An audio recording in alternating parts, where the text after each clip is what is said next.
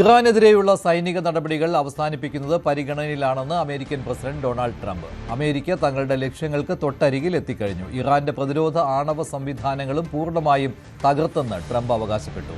Hormuz കടലിടുക്കിന്റെ സുരക്ഷ, അതുവഴി ചരക്ക് ഗതാഗതം നടത്തുന്ന രാജ്യങ്ങൾ നോക്കണമെന്നും ട്രംപ് പറഞ്ഞു. അമേരിക്ക ഇക്കാര്യത്തിൽ ഉത്തരവാദിത്തം ഏറ്റെടുക്കില്ലെന്നും പ്രസിഡന്റ് വ്യക്തമാക്കി.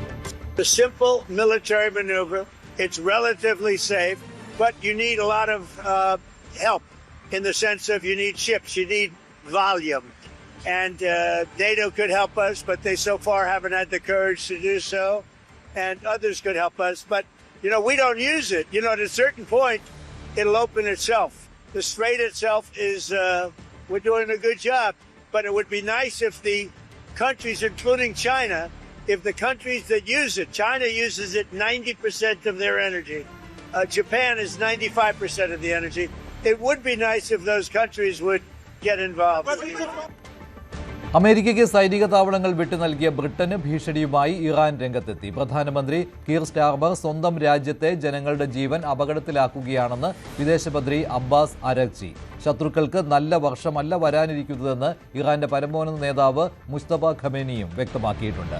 ആഗോള ഇന്ധന പ്രതിസന്ധി മറികടക്കാൻ അമേരിക്ക ഇറാന്റെ ക്രൂഡ് ഓയിലിനുണ്ടായിരുന്ന ഉപരോധം പിൻവലിക്കുകയും ചെയ്തു. അജയ് സുധാ ബിജു ചേരുകയാണ് കൂടുതൽ വിവരങ്ങളുമായി.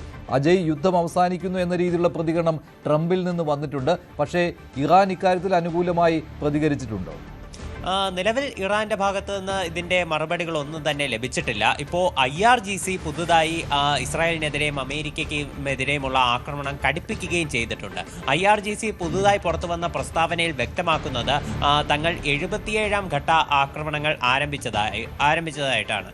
ഇതിന്റെ ഭാഗമായി പശ്ചിമേഷ്യയിലുള്ള US-ന്റെയും ഇസ്രായേലിന്റെയും 55 കേന്ദ്രങ്ങളിലേക്ക് ആക്രമണം നടത്തുമെന്നും അവർ നിലവിൽ വ്യക്തമാക്കിയിട്ടുണ്ട്. US-ന്റെ ഭാഗത്ത് നിന്ന് എന്തായാലും ആശ്വാസകരമായിട്ടുള്ള ഒരു പ്രതികരണം തന്നെയാണ് വരുന്നത്. എന്നാൽ ട്രംപിന്റെ ഈ പ്രതികരണം പൂർണ്ണമായി വിശ്വാസത്തിൽ എടുക്കാൻ പറ്റില്ല എന്നുള്ളത് മറ്റൊരു വസ്തുതയാണ്. കാരണം പീറ്റ് ഹെഗ്സെറ്റ് ഉൾപ്പെടെ നിരവധി നയതന്ത്ര ഉദ്യോഗസ്ഥർ പറയുന്നത് ഈ യുദ്ധം കൂടുതൽ ദിവസങ്ങൾ കൂടി മുന്നോട്ട് പോകും എന്നതാണ്. എന്നാൽ ട്രംപ് ഇന്ന് തന്റെ ട്രൂ സോഷ്യൽ അക്കൗണ്ടിൽ പോസ്റ്റ് ചെയ്തത് യുദ്ധം, ഇറാനെതിരെയുള്ള ഈ ആക്രമണങ്ങൾ അവസാനിപ്പിക്കുന്നത് പരിഗണനയിലാണെന്നാണ് ട്രംപ് പറഞ്ഞിട്ടുള്ളത്. ഇതിന്റെ കാരണങ്ങൾ അദ്ദേഹം ഈ നമ്പറിട്ട് നിരത്തുന്നുമുണ്ട്. അതിന് അദ്ദേഹം എടുത്തു കാട്ടുന്ന